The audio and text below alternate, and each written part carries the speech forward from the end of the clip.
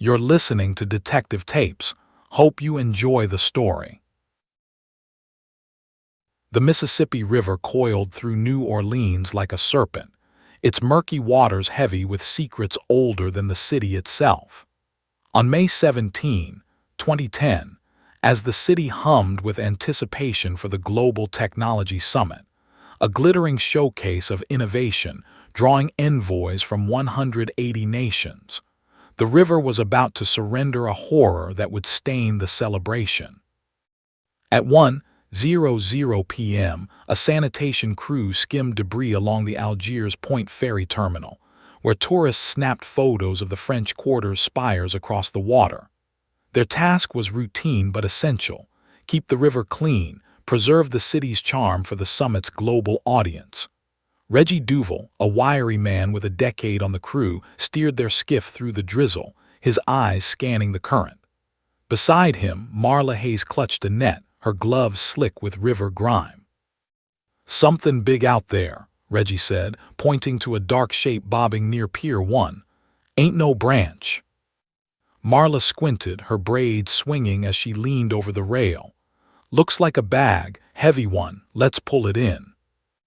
They hooked the object, a navy duffel with frayed red straps, swollen and unnaturally dense. It resisted their tugs, sloshing as they dragged it aboard. Reggie's stomach churned. He'd seen enough river trash to know this was different. Marla's jaw tightened, but she nodded at the zipper. "Open it," she said. "We gotta see." Reggie's fingers shook as he yanked the zipper. A flash of orange fabric spilled out, a blanket stamped with a bold peony flower. Then the smell hit, a rancid, choking stench of decay. Marla gasped, her hand flying to her mouth. Reggie peeled back the blanket and the sight froze them both. Curled inside was a human torso. No head, no limbs, just a bloated abdomen wrapped in a denim skirt and a faded camisole. A pair of rubber gloves lay tangled in the folds, their yellow latex gleaming like a cruel joke. Marla's scream tore through the river's quiet. Reggie fumbled for his radio, his voice cracking. "We got a body. Algiers Point, Pier 1, send help now." Within 20 minutes the terminal was sealed, its usual chatter drowned by sirens. Detectives from the New Orleans Police Department's Major Crimes Unit descended, their faces taut under the summit's looming shadow. The city was under a microscope, its hospitality on display for the world. A murder like this, grotesque, brazen, threatened to unravel it all. Detective Julian Navarro led the scene, his lean frame moving with purpose. At 42, his sharp eyes missed nothing, honed by years in a city where beauty masked brutality. His partner, Detective Leila Morrow, snapped photos of the duffel, her hands steady despite the bile rising in her throat. The bag's contents were cataloged: women's clothing, jeans, underwear, a mix of summer tanks and winter sweaters, the peony blanket, a pair of rubber gloves, and the torso itself, its skin marbled from days in the river. "Female," Navarro said, crouching beside the bag. "Young, probably early 20s. His gloved hand hovered over the swollen abdomen. "And pregnant." Leila's camera clicked, but her breath hitched. "How far along?" "Late term," Navarro replied, his voice clipped. 8, maybe 9 months, coroner'll tell us." The weight of it settled over them. A double homicide, a mother and her unborn child. The dismemberment spoke of a killer's precision or panic. Either way, it was personal, rageful, and in a city hosting the world's eyes, it was a crisis. By 3:00 p.m., the torso was en route to the Orleans Parish Coroner's office, where Dr. Alina Vossler waited. At 60, with cropped silver hair and eyes like flint, Vossler was a forensic titan. Retired 2 years prior after leading the office for a decade, her recall for this case signaled its urgency. Her team, reinvigorated by her presence, prepped the autopsy suite with near-reverent focus. The examination was grim. The torso, 28 inches long, belonged to a woman approximately 53, age 20-25. Decomposition was severe, the skin sloughing in patches from prolonged submersion. The clothing, a denim skirt, orange camisole, and scattered undergarments, was cheap, well-worn, suggesting modest means. The abdomen, grotesquely distended, confirmed Navarro's suspicion.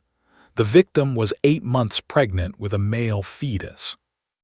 The rubber gloves, pristine amid the decay, hinted at a killer's attempt to cover their tracks. Vossler's voice cut through the suite's hum. "This wasn't random," she said, her scalpel pausing. "The dismemberment's clean, deliberate. Whoever did this knew her, hated her, or feared her." Her words echoed as the team cataloged the duffel's contents. A red non-woven tote with a bear emblem, a mesh drawstring bag, and clothing spanning seasons, as if the killer had emptied the victim's life into the river. The peony blanket, garish and distinctive, felt like a clue or a taunt.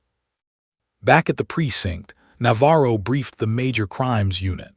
The summit's opening ceremony was days away, and the mayor's office was breathing down their necks. A task force was formed, blending homicide detectives, forensic experts, and river patrol units. Vossler's return gave them an edge, but the clock was merciless. "We've got a Jane Doe," Navarro said, pinning a photo of the duffel to the board. "No head, no hands, no feet.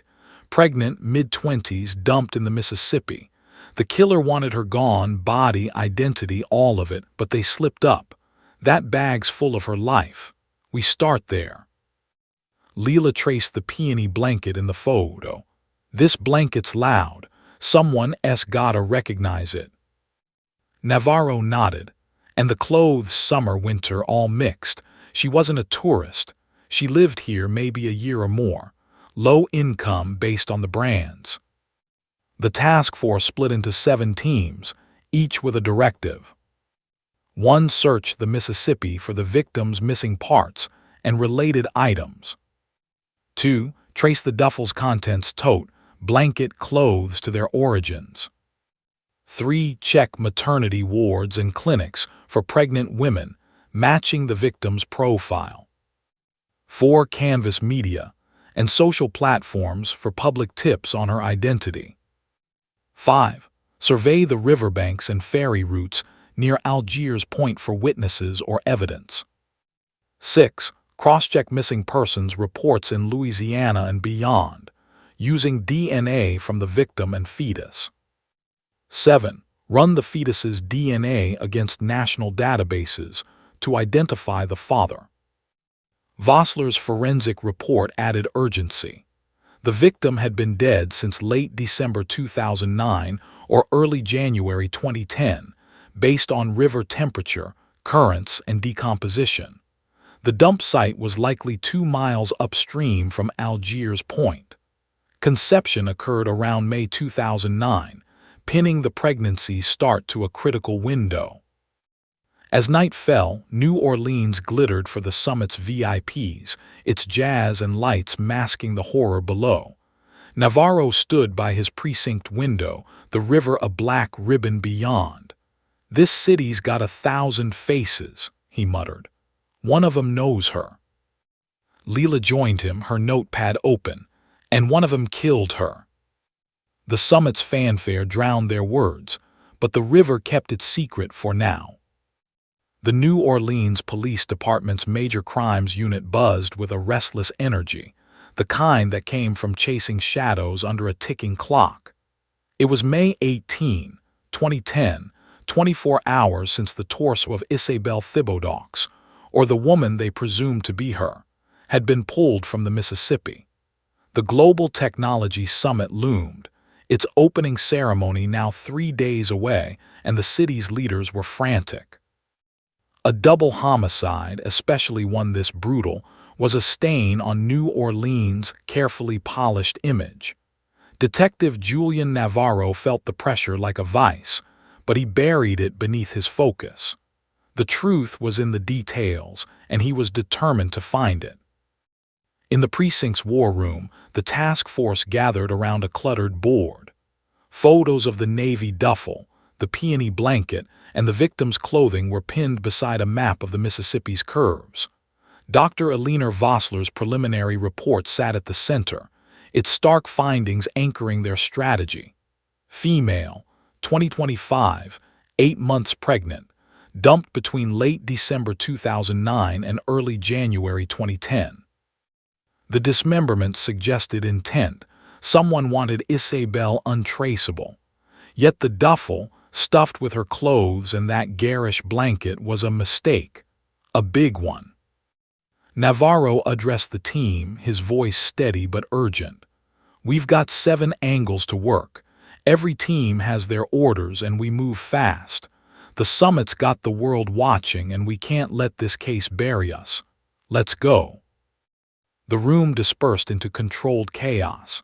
Team 1, tasked with searching the river, was already out with sonar boats and divers, scouring the Mississippi's murky depths for Isabel's missing head and limbs.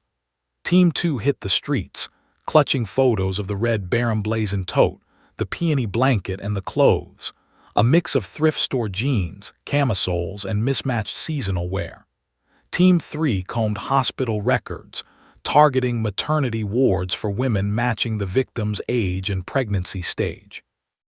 Team 4 drafted public appeals, coordinating with local news and social media to crowdsource tips. Team 5 canvassed the riverbanks and ferry routes, plastering flyers from Algiers Point to the French Quarter. Teams 6 and 7, the DNA specialists, were buried in databases, cross-referencing missing persons and running the fetus's DNA against national records. But by dusk, the reports trickling in were grim.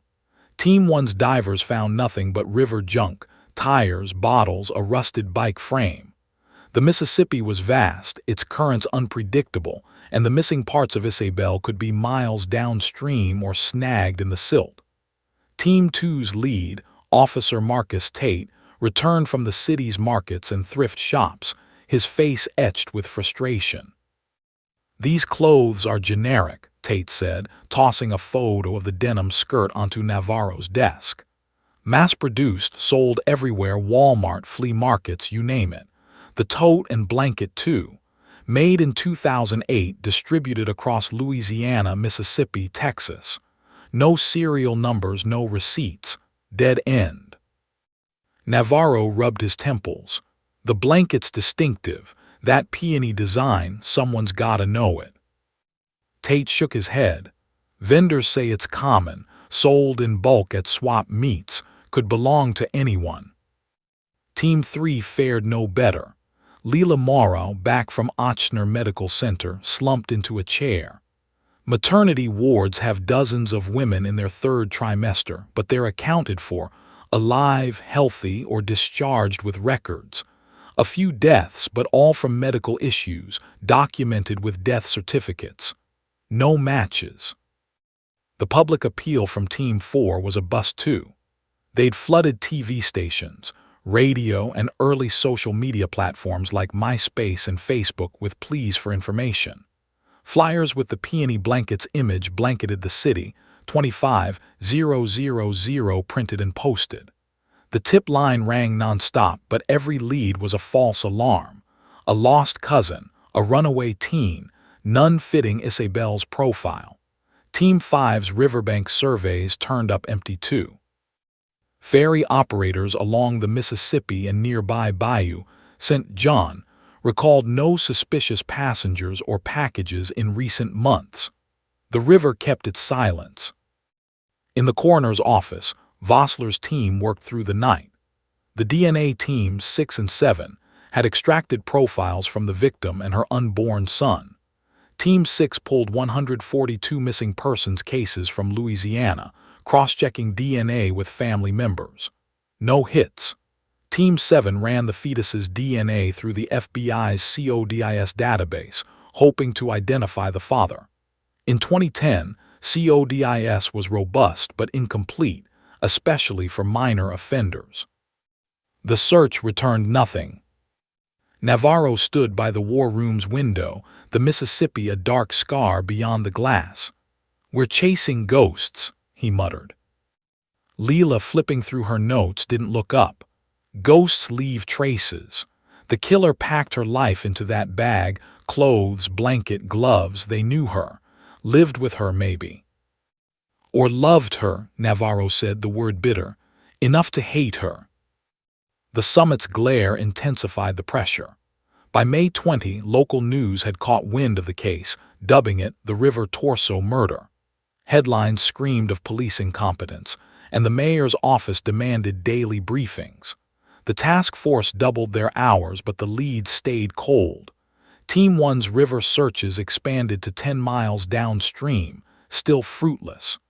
Team 2 tracked the tote's manufacturer to a defunct factory in Baton Rouge, another dead end. The hospitals, media, and riverbanks yielded nothing new. Vossler, however, found a sliver of progress. Late that night, she called Navarro to the autopsy suite. The air was sharp with antiseptic, the torso laid out under harsh lights. She pointed to the rubber gloves, still pristine in their evidence bag. "These weren't used for cleaning," Vossler said. "No residue, no bleach, no dirt. They're surgical grade, likely worn during the dismemberment to avoid prints or DNA." Navarro frowned. "So the killer's careful, planned this." "Very," Vossler said. "But the clothes tell a story. They're not just random.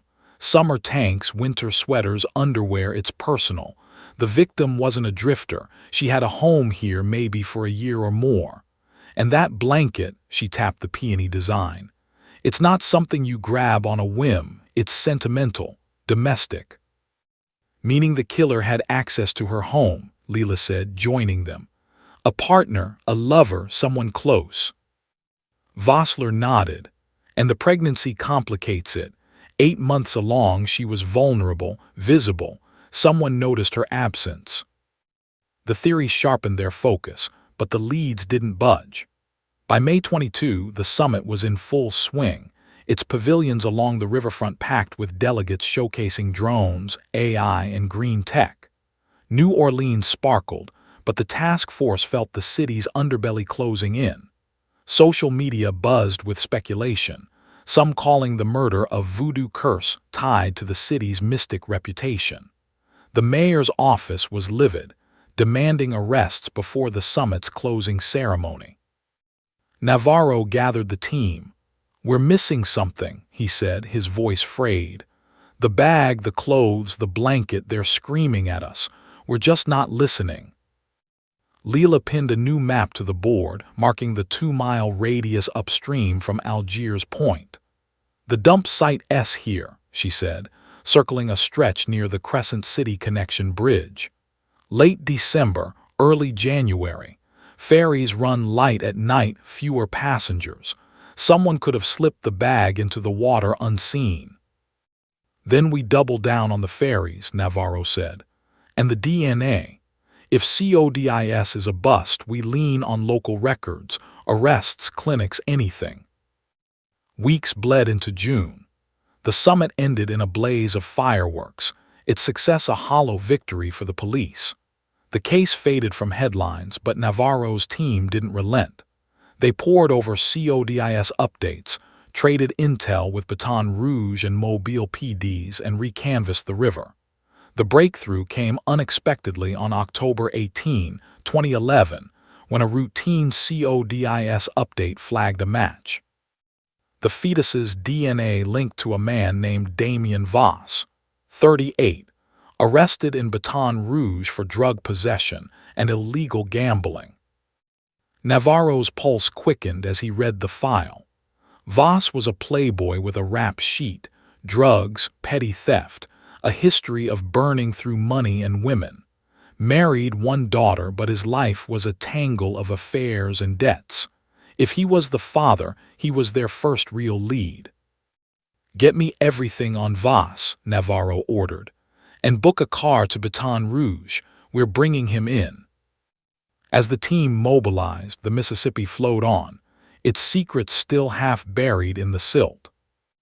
The Baton Rouge Parish Prison squatted under a gray October sky, its concrete walls radiating a chill that seeped into Detective Julian Navarro's bones. It was October 19, 2011, over a year since Isabel Thibodeaux's torso had surfaced in the Mississippi, and the case had clung to Navarro like damp river air. The CODIS hit on Damien Voss was their first real break, and Navarro wasn't about to let it slip.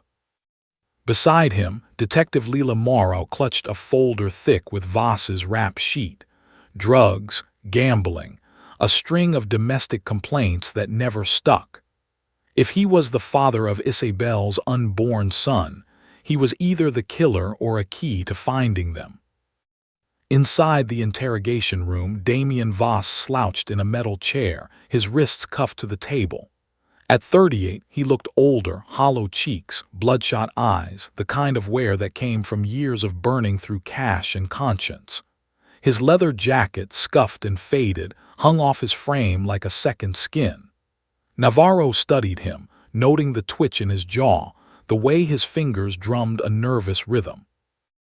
"Damien Voss," Navarro began, sliding a photo of the Navy duffel across the table. "Recognize this."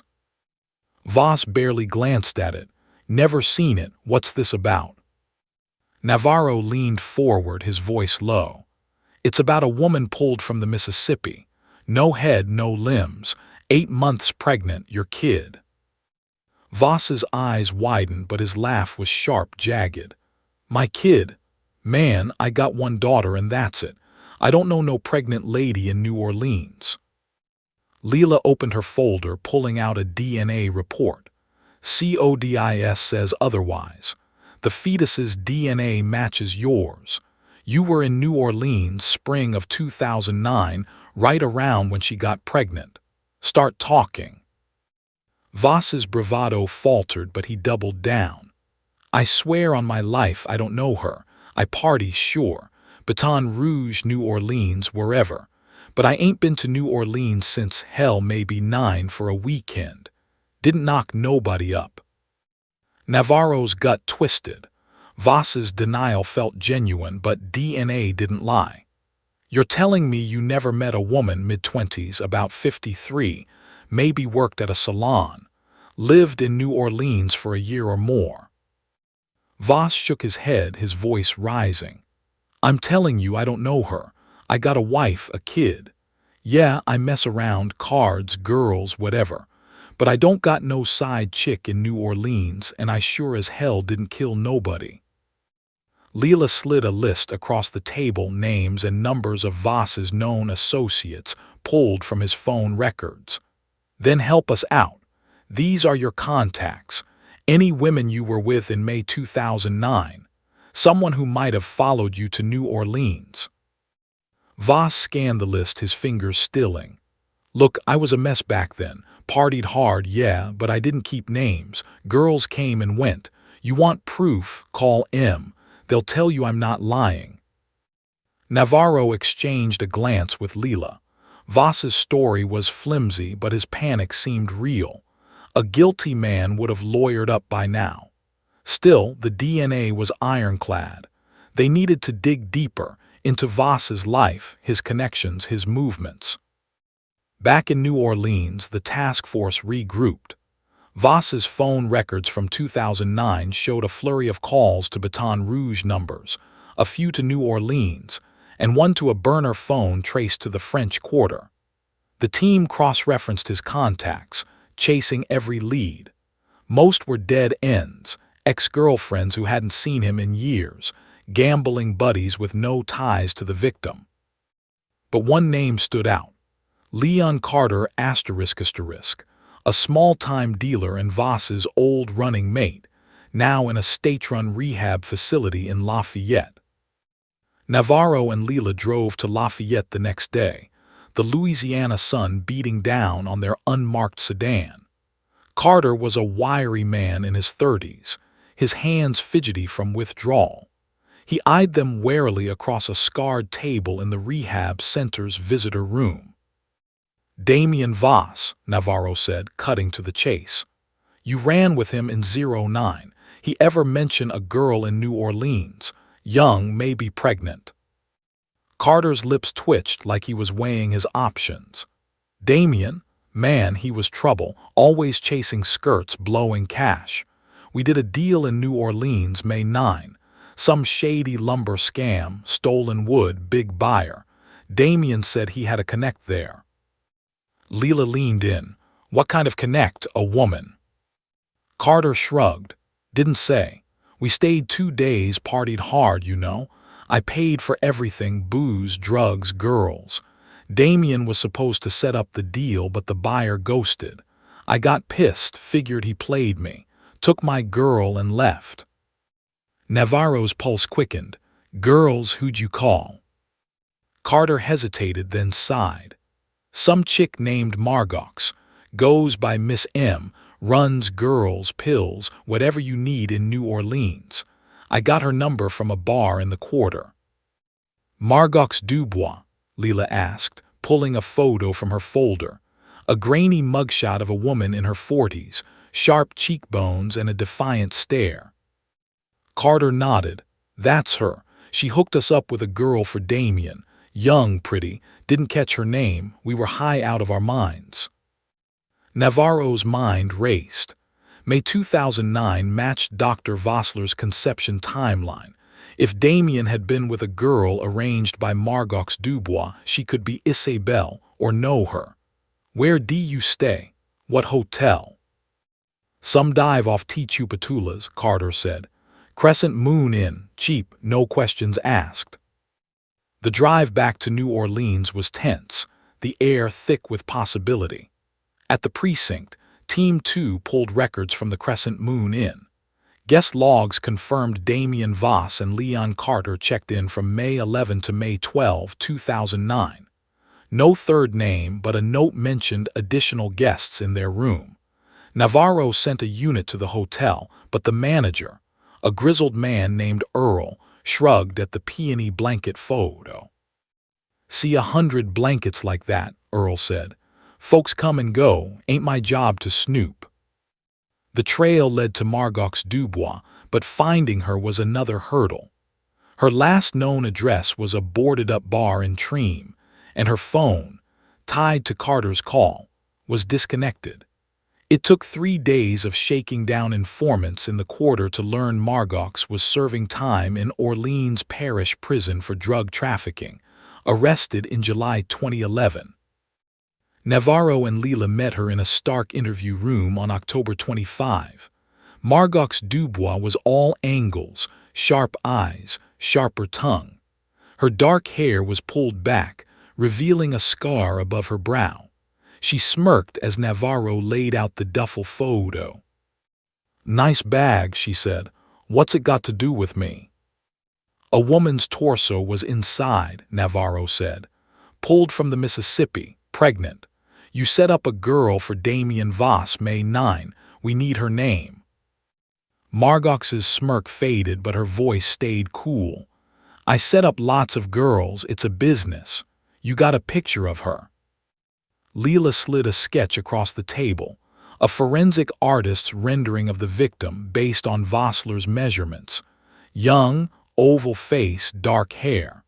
Margox studied it, her fingers tapping the table. Looks like Belle, she said finally.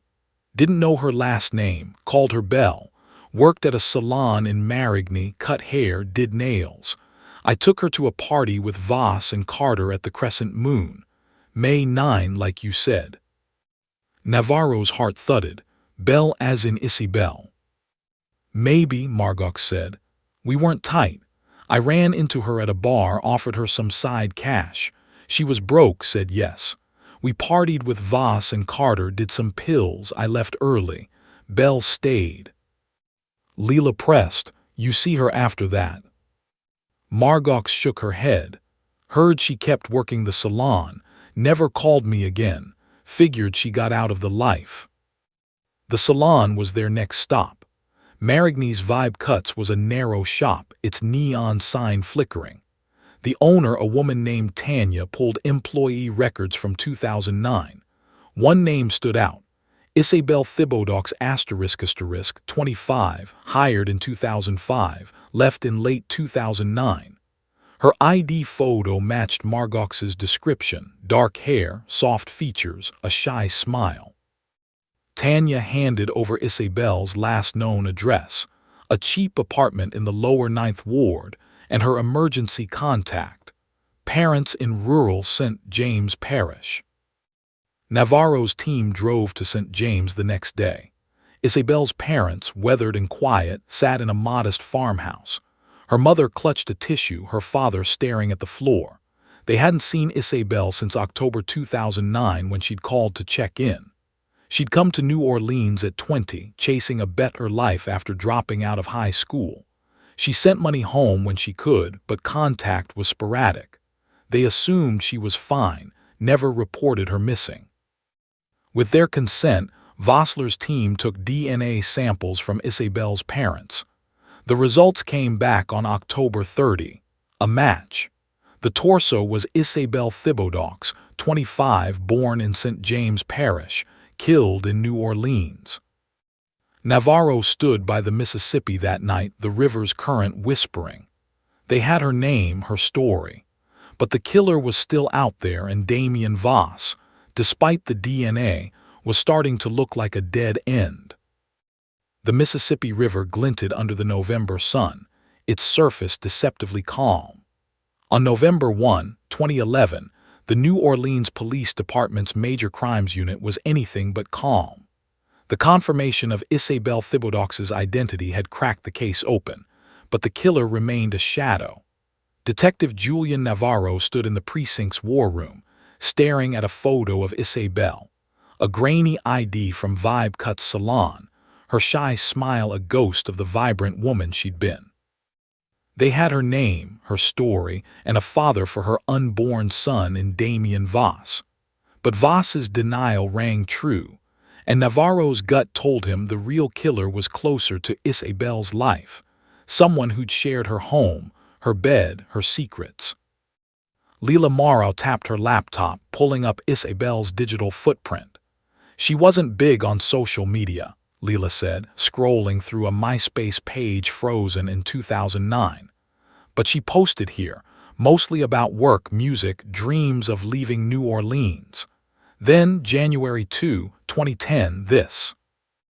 Navarro leaned over her shoulder, reading the post. "A new life's coming and I'm scared. How do I do this alone? Can't let a child pay for grown folks' mistakes." The words hit like a punch.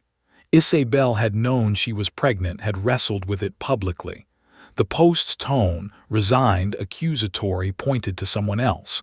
A lover, a betrayer. "Check the comments," Navarro said. "Anyone respond?"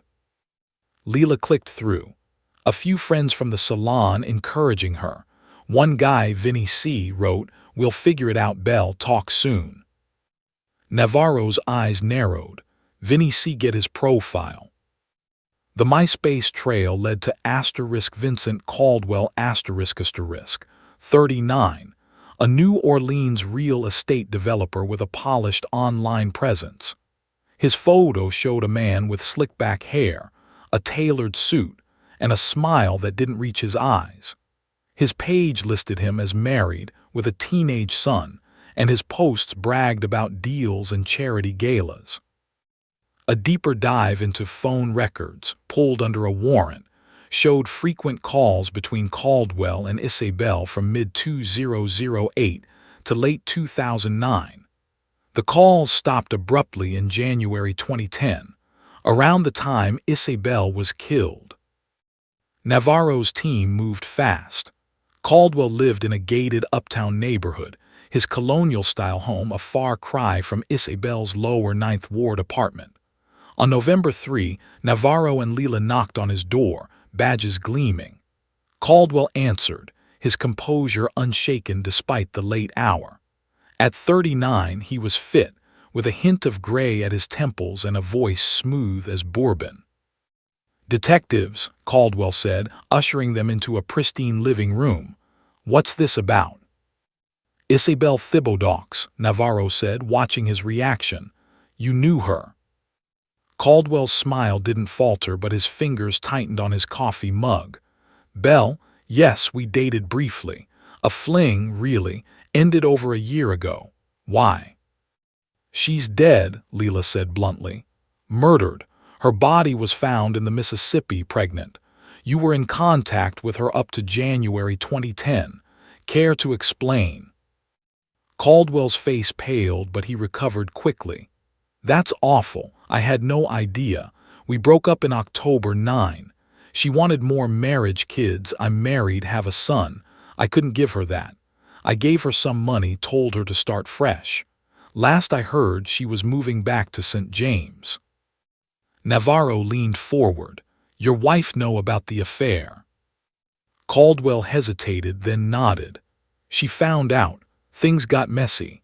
Elise moved out with our son for a while, but we worked it out. We're solid now. Leela scribbled in her notebook. Where were you late December 09 to early January 10? Here, Caldwell said. Working home with my family. You can check my calendar, my office records. His answers were too clean, too rehearsed. Navarro pushed. You ever see a blanket at Isabel's place? Orange with a peony flower. Caldwell's brow furrowed. Maybe she had a lot of thrift store stuff. Why? Navarro didn't answer, letting the silence press. Caldwell shifted, his calm cracking just enough to notice. They left with a promise to follow up, but Navarro's instinct screamed. Caldwell was hiding something. The next stop was Elise Caldwell, Vincent's wife. They found her at a Garden District cafe, her auburn hair pulled into a tight bun. At 37, she carried herself with quiet dignity, but her eyes held a weariness that spoke of old wounds. She agreed to talk, leading them to a corner table. Vincent's affair with Isabel, Leela began. How'd you find out? Elise's lips thinned. She came to me, spring of 09.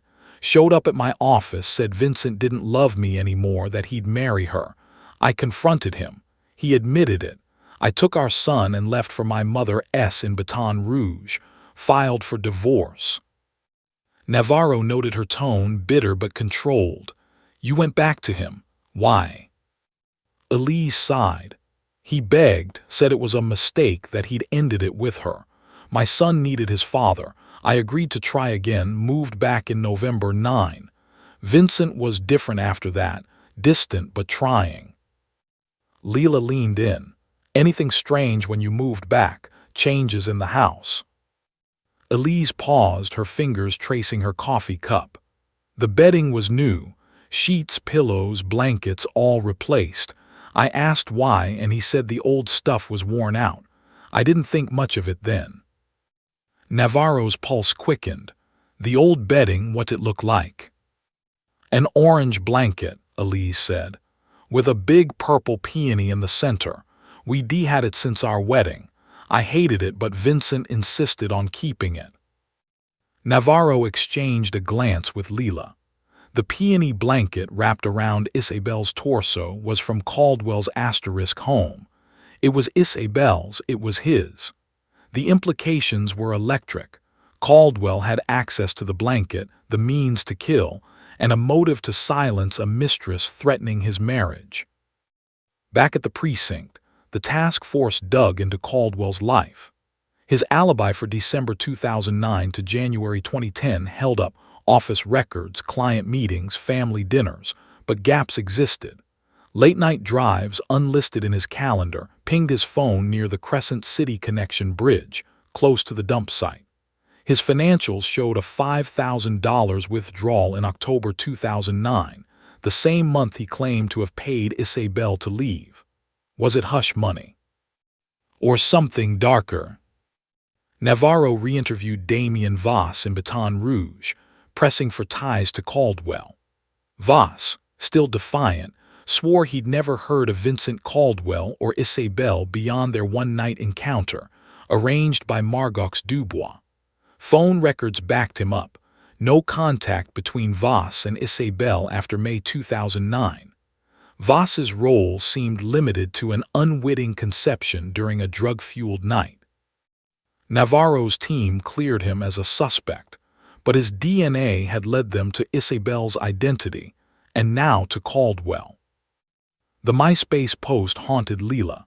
Isabel's words, asterisk, can't let a child pay for grown folks, mistakes asterisk, suggested she'd confronted someone, likely Caldwell, about the pregnancy. Had she pushed for commitment, threatening his marriage? Or had Caldwell discovered the child wasn't his, sparking rage? On November 10, Navarro's team subpoenaed Caldwell's home records. A search warrant turned up nothing. No blood, no weapons. But the absence of the peony blanket was damning. Elise's testimony tied it to Caldwell, and its presence in the river tied him to the crime. Navarro called Caldwell in for questioning on November 12, setting the stage for a confrontation. In the interrogation room, Caldwell sat rigid, his lawyer, a slick man named Harper, beside him. Navarro slid the peony blanket photo across the table. "Your wife says this was yours, from your home, found wrapped around Isabel's body. Explain that." Caldwell's jaw tightened, but Harper cut in. "My client has no knowledge of how that blanket ended up there. He's cooperated fully. Unless you have evidence, this is harassment." Leela leaned forward, her voice ice. "We have your calls to Isabel, your wife's testimony, your blanket in the river, and a $5,000 payment to Isabel right before she died. Looks like motive to me." Caldwell's eyes flicked to Harper, then back to Navarro. "I told you I gave her money to start over. I didn't kill her. I loved her in my way." Navarro let the silence stretch, watching Caldwell's composure fray. The man was smooth, but cracks were showing. They released him, lacking hard evidence for an arrest, but Navarro knew they were close. The blanket was the key, a piece of Caldwell's life, now a shroud for Isabel's death. As Navarro left the precinct that night, the Mississippi's current whispered beyond the levee. Caldwell was their man. They just needed one more push to break him. The interrogation room at the New Orleans Police Department was a cube of cold concrete, its fluorescent lights casting harsh shadows. On November 13, 2011, Vincent Caldwell sat across from Detective Julian Navarro, his tailored suit rumpled, his lawyer Harper fidgeting beside him. The air was thick with tension, the kind that came when a man knew the walls were closing in. Navarro had spent a year chasing Isabel Thibodeaux's killer, and every instinct screamed that Caldwell was the one. The peony blanket, pulled from Caldwell's own home and wrapped around Isabel's torso, was the noose tightening around his neck. Navarro slid a photo of the blanket across the table, its orange fabric and purple peony vivid under the lights. "Your wife identified this," he said, his voice low and deliberate. "It was in your home for years, since your wedding. Now it's evidence in a murder. How'd it end up in the Mississippi, Vincent?" Caldwell's jaw twitched, but his eyes stayed fixed on the photo. "I told you I don't know. Maybe Isabel took it when we broke up. She was at my place sometimes." Harper leaned forward, his voice sharp. "My client has answered your questions. You have no physical evidence tying him to the crime. This is a fishing expedition." Leela Morrow, seated beside Navarro, ignored Harper. She pulled out another photo, the navy duffel, its red straps frayed, stuffed with Isabel's clothes and the rubber gloves. "This bag was found with her body," she said. "Her clothes, summer, winter, underwear, all packed like someone emptied her life into it. Someone who knew her intimately, like you." Caldwell's fingers curled into fists, but his voice stayed even.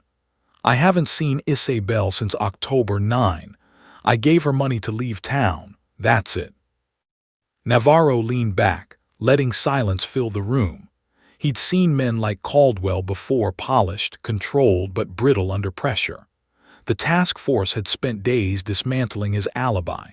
Phone pings placed him near the Crescent City Connection Bridge in late December 2009, a stone's throw from the dump site.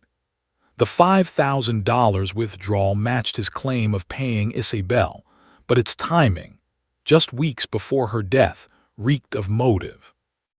And Elise Caldwell's testimony about the blanket was damning. Navarro needed one push to break him. He slid a third photo across, a forensic sketch of Isabel, her features soft but lifeless. "You loved her, didn't you?" Navarro said, his tone almost gentle. "In your way, like you said, but she wanted more, a family, your name for her kid. That must have scared you." Caldwell's eyes flicked to the sketch, and for a moment his mask slipped. Pain flashed across his face, raw and unguarded. Harper started to protest, but Caldwell raised a hand, silencing him. "I didn't hurt her," he said, his voice low. "I'd never hurt her." Leila pressed. "Then why'd you replace the bedding?" Elise said everything was new when she moved back, sheets, pillows, the peony blanket gone. "You were covering something, Vincent." Caldwell's breath hitched, but he shook his head. "I told you it was old, worn out. I threw it out." Navarro exchanged a glance with Leila. They'd rehearsed this, knowing Caldwell's composure was a dam ready to crack. Navarro pulled out a final card, a DNA report, the fetus's profile highlighted. "The kid wasn't yours," he said, watching Caldwell closely. "Damien Voss, a lowlife from Baton Rouge, was the father. Did Isabel tell you? Did she throw it in your face?" Caldwell froze, his eyes locked on the report. His hands trembled and his breath came in short, sharp bursts.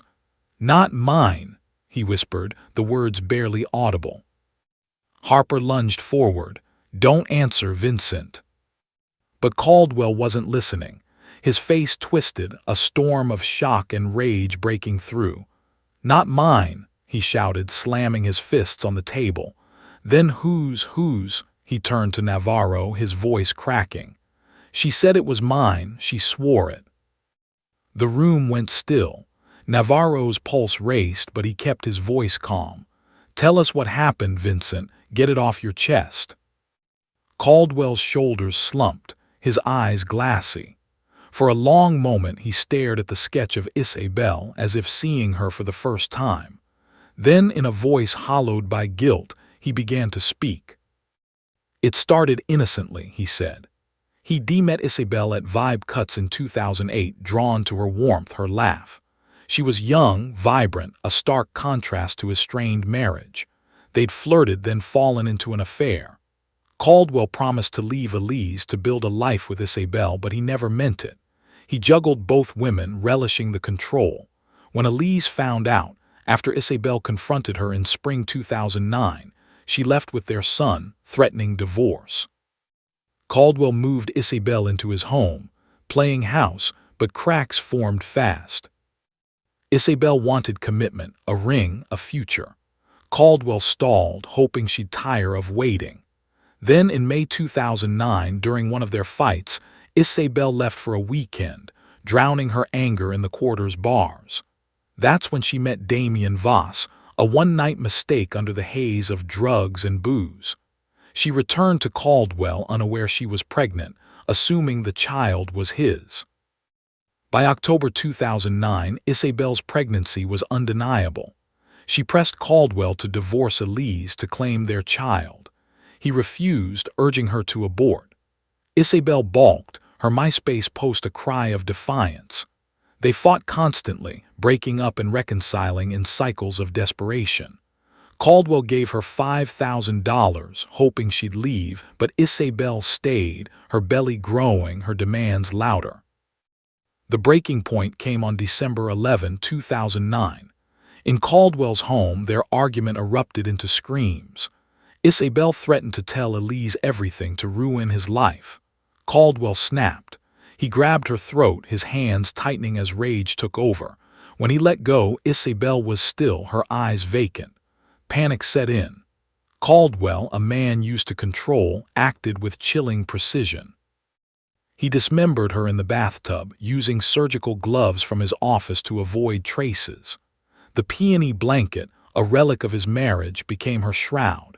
He packed her clothes, summer, winter, all he could find, into a navy duffel, erasing her presence.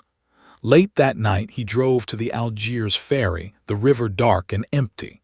Halfway across, he heaved the bag overboard, the splash swallowed by the current. The next day, he scattered her remaining parts in dumpsters across the city, believing the river would keep his secret. Caldwell's voice broke as he finished, tears streaming down his face. "I didn't mean to kill her," he sobbed. "I loved her. I couldn't lose everything." Navarro's stomach churned, but his face stayed stone. "Where's the rest of her, Vincent? Her head, her limbs, where?" Caldwell's eyes were distant, lost in memory. "Dumpsters near the port, industrial area. I don't know if they're still there." Harper sat frozen, his protests abandoned. Navarro signaled for a stenographer to record the confession, then dispatched teams to the port. By November 15, guided by Caldwell's directions, they recovered Isabel's remaining parts, scattered in rusted bins, preserved enough for Vossler's team to confirm. The pieces were sent to St. James Parish, where Isabel's parents laid her and her son to rest. Caldwell was charged with 2 counts of first-degree murder. His confession, backed by the blanket, phone records, and recovered remains, sealed his fate. The task force gathered in the war room, their victory bittersweet. Isabel had a name, a grave, but her life, and her son's, had been stolen by a man who'd promised her love. Navarro stood by the Mississippi that night, its waters black under the stars. The river had given up its secret, but its weight lingered, a reminder of the city's hidden sins.